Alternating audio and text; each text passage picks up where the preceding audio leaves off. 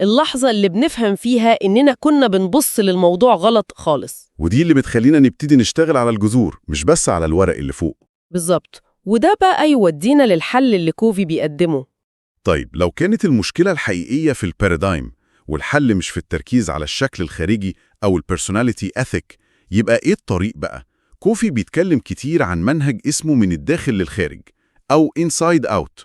إيه بقى حكاية المنهج ده؟ منهج من الداخل للخارج ده هو الخلاصة الطبيعية لكل الكلام اللي فات. هو فلسفة بسيطة لكن عميقة.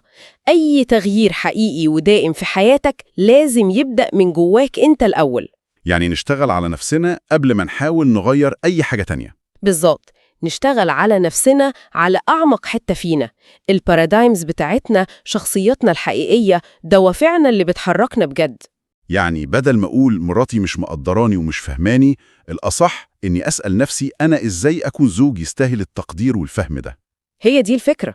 وبدل ما أقول ابني ده عنيد ومش بيسمع الكلام خالص، أسأل هو أنا أب متفهم وصبور وبعرف أسمع كويس وببني علاقة ثقة أصلا؟ بالظبط كده.